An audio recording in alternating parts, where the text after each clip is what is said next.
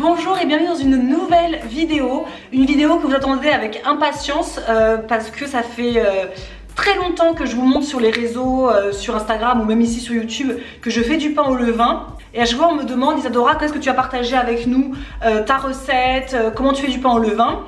Et ça va faire 1 an et j'ai toujours pas fait. Mais aujourd'hui c'est le grand jour, mon levain est énorme, il va bientôt être prêt pour faire du pain, donc plutôt que le faire toute seule tranquillousse, on va le faire ensemble, comme ça il y aura la vidéo référence pour ce pas à pas.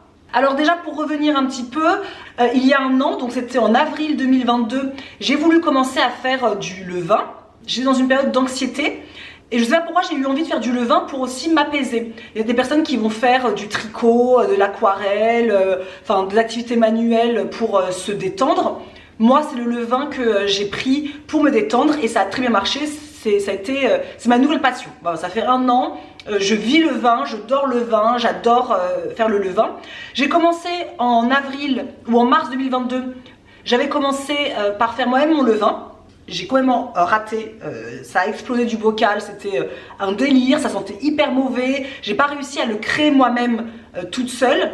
Donc quand on est parti à Noirmoutier l'année dernière avec Mathieu et ma fille, on allait manger dans un restaurant qui faisait tout maison et le pain aussi au levain. J'ai beaucoup papoté avec le restaurateur qui à la fin, au moment où j'ai payé l'addition, est venu avec un petit bocal en me disant voilà un morceau de mon levain. Donc il m'a donné 20 grammes je crois d'un levain qui existe pour lui, qu'il a créé il y a plus de 10 ans. Donc c'est un levain qui est très vieux et qu'il fallait uniquement que je nourrisse au quotidien.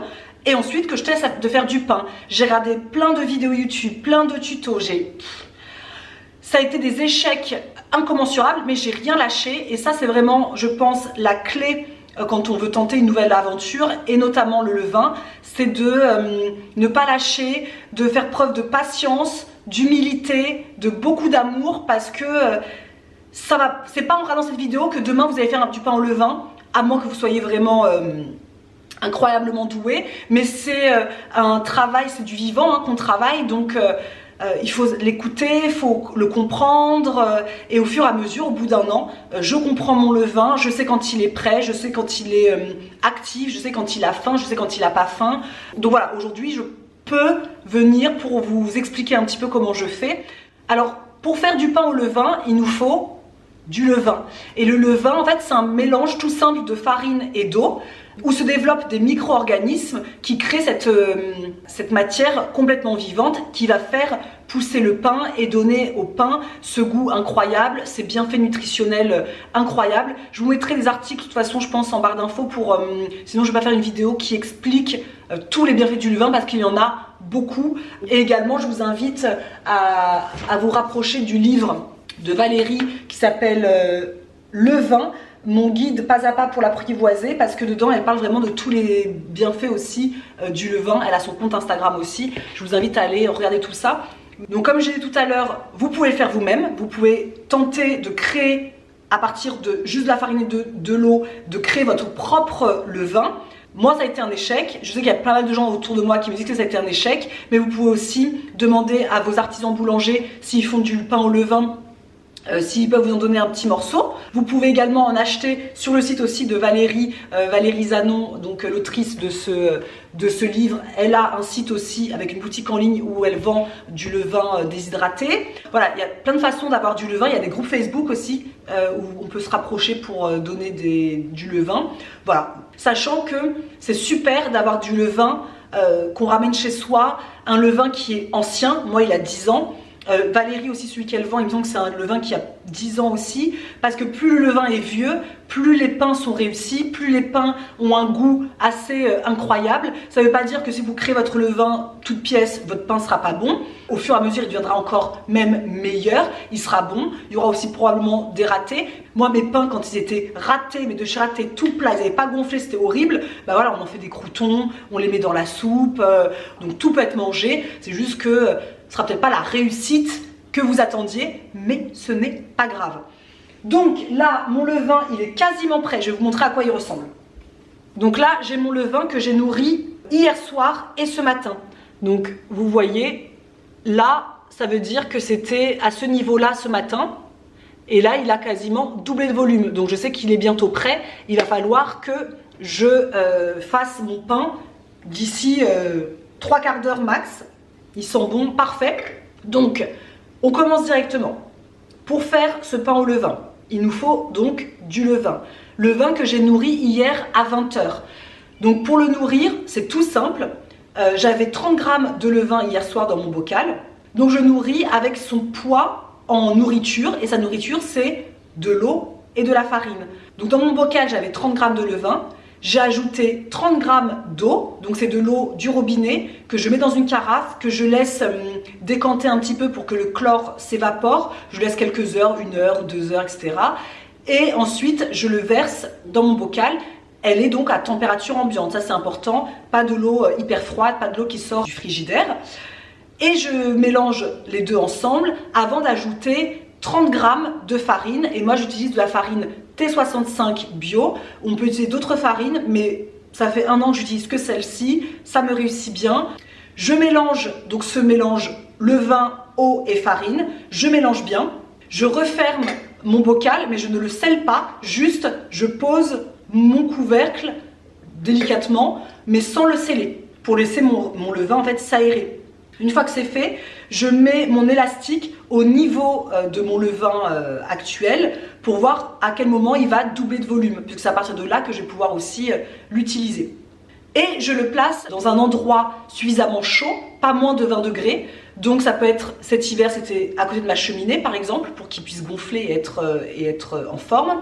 Ça peut être près d'un radiateur si vous pouvez. Ça peut être sur votre box internet. Oui, parce que la box internet fait 20 degrés, donc ça peut faire gonfler. Ça peut être dans un four préchauffé et éteint. Voilà, trouvez le lieu, la pièce où votre pièce est à plus de 20 degrés. Là, par exemple, quand il fait chaud, aujourd'hui par exemple, si je le pose sur mon comptoir, l'été, alors là, il grossit en même pas 2 heures, tellement il fait chaud. Tout dépend. Et je le laisse comme ça. Il va faire sa petite vie jusqu'au lendemain matin. Ce matin, je me suis réveillée, je l'ai nourri directement. Donc, j'ai pesé le bocal rempli. Parce que sur tous mes bocaux, moi, c'est écrit le poids du bocal vide. Ce qui me permet de faire après une soustraction du poids du bocal entier et du poids du bocal vide pour savoir combien il y a de levain à l'intérieur. Donc, tous mes bocaux, il y a écrit quelque chose dessus, un poids. Donc, ce matin, j'ai pesé. J'ai vu que mon bocal rempli était à, je sais pas moi, un peu plus de 400 grammes. Je fais la soustraction 400 grammes moins 299, le poids de mon bocal. Et je sais que mon levain pèse à peu près 94 grammes. Donc je nourris de 94 grammes d'eau, je mélange, et 94 grammes de farine, je mélange. Donc j'ai fait ça ce matin à 8 h.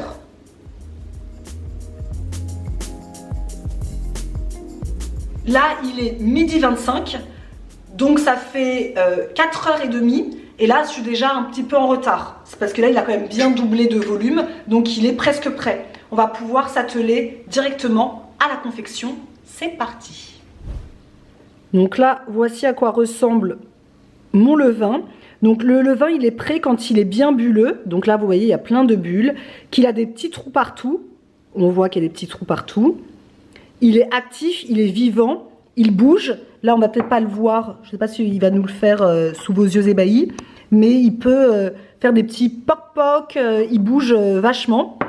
Donc là, on sait que le vin est prêt. Alors oui, je sais, c'est très difficile de savoir au début s'il est prêt ou pas. J'ai eu plein de ratés en pensant qu'il était actif alors qu'il n'était pas vraiment. Mais maintenant, au bout d'1 an, je peux dire que je le connais suffisamment bien pour dire s'il est en forme ou s'il ne l'est pas. Là, je sais qu'il est parfait pour pouvoir commencer le pain. Donc, première étape, ça va être de faire ce qu'on appelle l'autolyse. Donc, c'est le mélange d'eau et de farine qu'on va laisser poser déjà près de 30 minutes à 45 minutes. Moi, vu qu'il est déjà bien actif, je ne vais pas tenter le diable et qu'il redescende. Donc, je vais laisser, je pense, 20-30 minutes. Je vais avoir besoin de farine. Donc, 500 g de farine. Donc, moi, je vais mettre... Ce que je fais le plus souvent, c'est 300 g de farine T65 et je vais prendre également 200 g de farine T80. Et il nous faudra également de l'eau. Donc là, c'est une carafe que j'ai remplie ce matin. Comme ça, le chlore a pu s'évaporer et là, c'est à température ambiante. Il nous faut entre 320 et 350 grammes d'eau. Donc, c'est ça qu'on va mélanger tout de suite.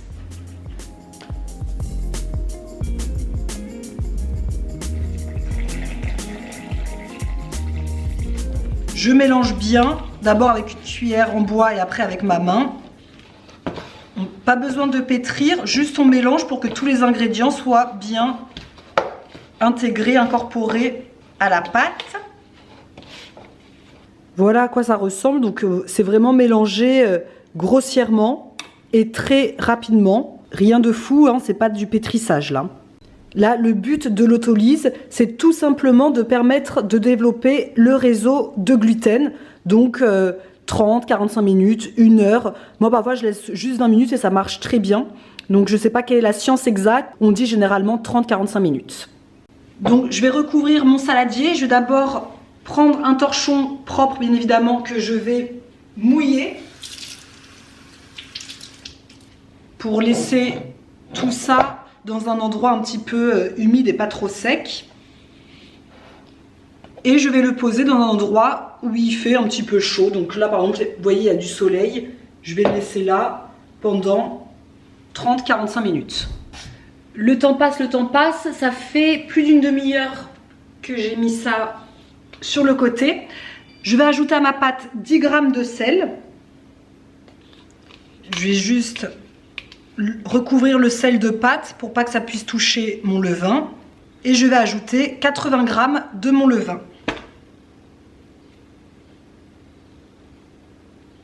Vous voyez, il est bien bulleux, il est bien actif.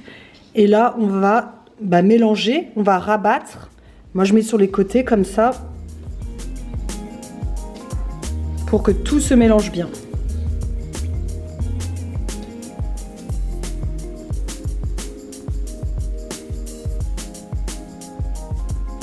Voilà, là, on a fini la phase un petit peu de pétrissage et on va passer à la phase qu'on appelle le pointage.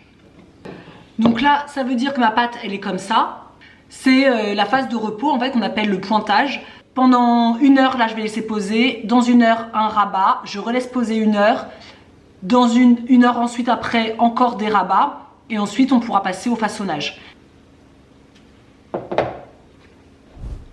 Allez, ça fait 1 heure, le portable a sonné. Je vais mettre un petit peu d'eau dans un bol. C'est juste pour plonger mes mains dedans, pour pas que la pâte, elle colle à mes doigts. On pourrait mettre de la farine, mais si on utilise de la farine, ça va rajouter de la farine à chaque fois dans la pâte. Et c'est pas ce qu'on veut. Alors que l'hydraté, c'est pas mal. Et on va faire ce qu'on appelle des rabats. Donc c'est parti mon kiki. Donc, je vais mouiller mes doigts. Et le rabat, c'est je prends une partie de la pâte et je la lève et je la dépose face à moi. Je tourne un quart. Je fais un quart de tour, quoi. Et je fais la même chose. Je lève ma pâte. Il ne faut pas la casser, surtout pas. De toute façon, dès que ça se casse, c'est qu'on peut arrêter. On fait encore un quart de tour. On prend la pâte, on la lève. On la pose vers soi. Et on continue comme ça. Jusqu'à ce que la pâte soit vraiment ferme et qu'on ne puisse plus faire de rabat. Donc je ne pourrais pas vous dire 5, 6, 7 fois, 2 fois, 3 fois. On le sent à la main. Vous voyez, déjà ça lève un peu moins.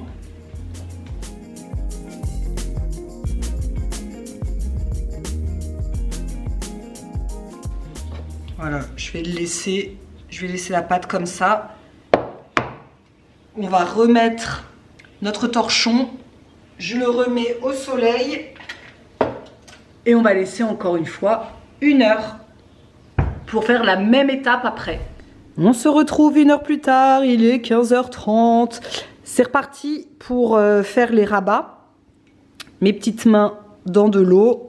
Et on tire, on tire, on tire, on tire, on tire, on tire, on tire. Et on rabat vers soi. Et comme précédemment, on fait de toute façon exactement la même chose qu'il y a 1 heure. On tire et on rabat. Voilà, j'ai terminé, je ne pouvais plus tirer beaucoup, donc encore une fois, je recouvre. On est reparti pour une petite heure avant le façonnage. Ça, c'est la petite partie un peu méditative. J'aime bien, moi, faire ça. C'est hyper agréable, ça détend, je trouve, c'est hyper agréable. Et là, ce sera la partie façonnage et la partie mise en banneton. D'ailleurs, je cherchais mon banneton. Ça, c'est vraiment l'objet indispensable pour faire le pain. Bien évidemment, si vous n'en avez pas et que vous voulez commencer à faire du vin parce qu'on vous a donné du levain ou je ne sais quoi, au début, moi, j'avais pas de banneton. Au début, je prenais un type genre saladier, mais il faut que ce soit un saladier vraiment un peu comme un banneton, hein, qu'il ne soit pas trop large. Je prenais un saladier, je mettais un torchon et je faisais exactement la même chose qu'un banneton. Mais ça, c'est vraiment le plus pratique. Moi, je l'ai acheté en Irlande. Je vous ai manqué. Bah, pour vous, ça fait 2 secondes, même pas. Pour moi, ça fait 1 heure. Allez, c'est parti, on va faire le petit façonnage, mais il y a encore 30 minutes de pause. Eh ouais, on ne s'arrête pas. Allez, on verse la pâte sur le plan de travail. Allez, verse-toi. Je vais mettre un petit peu de farine sur les mains. Et là, ce qu'on va faire, de toute façon, c'est on va préfaçonner notre pain. Donc là, on va effectuer des rabats vers le centre. Comme ça. Comme ça. Comme ça. Comme un portefeuille, quoi. Et là, on va retourner. On va la laisser se détendre, la pâte, tranquillement. Là, on va le laisser tranquillousse pendant 30 minutes. À tout à l'heure. Une demi-heure plus tard. Elle s'est bien étalée, la pâte, là. Donc, là, on va retourner le pâton.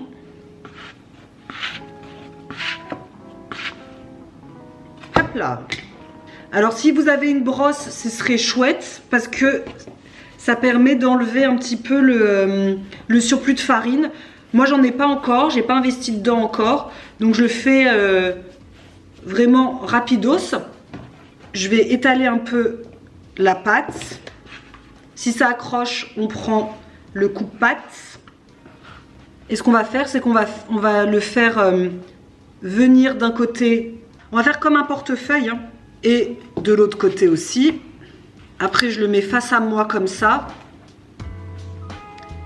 Et je vais venir faire l'enrouler en fait. En créant un peu de tension.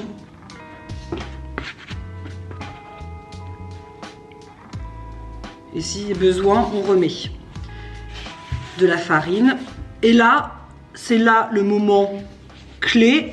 C'est qu'on va venir tourner en pinçant en dessous. Voilà, vous voyez, comme ça, je tourne et je pince. Je tourne, je pince, je tourne, je pince. Assez rapidement. Voilà. Ce qu'on va faire, c'est que je vais prendre mon banneton, mettre de la farine dedans. Je vais prendre mon coupe et je retourne mon banneton et la clé. Donc c'est ça, hein, c'est ce qui était en dessous quand on a fait les petits gestes là de pincer en dessous. La clé est au-dessus. Donc on retourne et on jette dans notre banneton. Donc là, c'est terminé pour aujourd'hui. Il est donc 17h20. Donc vous avez vu, j'ai commencé à 12h20, un truc comme ça. Donc ça fait 5 heures que je fais du pain au levain. Là, on va le mettre au frigo pour toute la nuit. Donc ce que je fais, c'est que je mets un couvercle. Donc là, c'est un couvercle en silicone. Il faut que ce soit quelque chose qui ne va pas coller. Un torchon, c'est pas ouf. Et là, mon banneton est prêt au frigo toute la nuit. Et on se retrouve demain matin pour la cuisson. Nous sommes le lendemain matin. ma fille fait dodo, donc je ne parle pas trop fort. On va passer à la phase donc de la cuisson du pain. Mais pareil, il y a quelques étapes avant. D'abord, ma cocotte en fonte que je vais mettre dans le four. Je vais mettre le four à 250 degrés au maximum. Et je vais laisser la cocotte dans le four vide. Donc la cocotte, elle est vide, hein, pendant 30 minutes. Et ensuite, on pourra mettre le pain à l'intérieur. Je vais sortir la cocotte du four d'ici 2 petites minutes. Donc, je vais sortir également du frigo le pain. Et je me munis d'un rasoir. C'est aussi un outil assez indispensable pour faire le grignage. Donc, c'est-à-dire couper un petit peu le pain pour laisser s'échapper un peu les gaz de fermentation. Avec un rasoir, c'est vraiment le plus pratique. Ce type-là, comme ça. J'ai tenté avec le couteau, etc. Mais ça fait pas du tout aussi net et précis qu'avec un rasoir. Donc je vais aller chercher mon pain. Il est là. Ah, il n'est pas cuit encore. Une feuille de papier cuisson que je pose sur mon plan de travail. On met un petit peu de farine sur le papier cuisson. Et je verse mon pain dessus. Voilà, parfait. Là, je vais faire vraiment un grignage très très simple. Avec mon rasoir, je fais un coup, mais vraiment très rapide. Sinon, ça va éclater le pain et ça va pas faire un beau grignage. Quand on y va de façon franche et déterminée, c'est nickel. Voilà. Donc là, j'ai mon grignage. Je vais chercher la cocotte.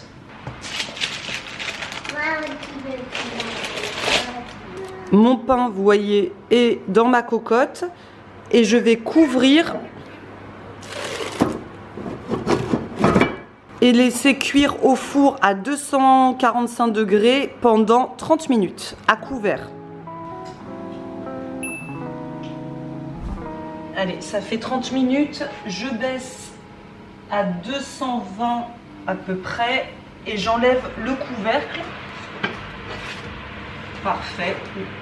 Voilà, là on va le laisser tranquillement brunir, griller. Allez, va.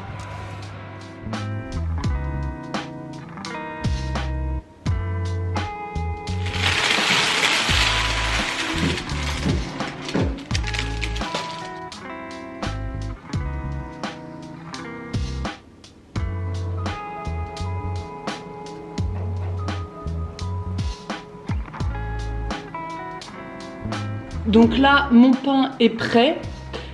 On le dépose donc sur une grille et on le laisse complètement refroidir avant de le découper. Tant qu'il est chaud, on le découpe pas. Là, je file. Il faut que j'aille bosser. Et ben, on va se retrouver ce soir avec ce magnifique pain. Des heures plus tard, il est 18h20. Je vais couper le pain.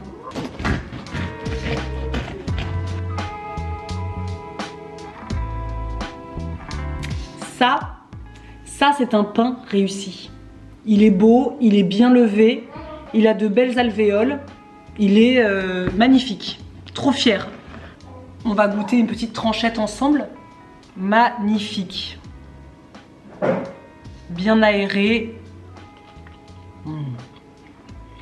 Donc voilà, c'est assez long. On peut faire plein de choses entre temps, mais c'est assez long.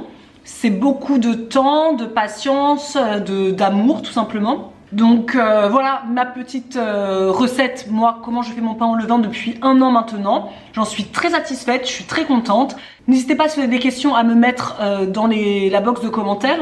J'essaierai d'y répondre et d'y répondre surtout le plus précisément possible.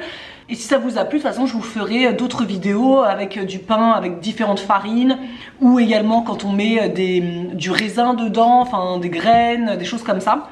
Voilà, dites-moi tout ça en commentaire, et puis on va aller manger du pain, quoi.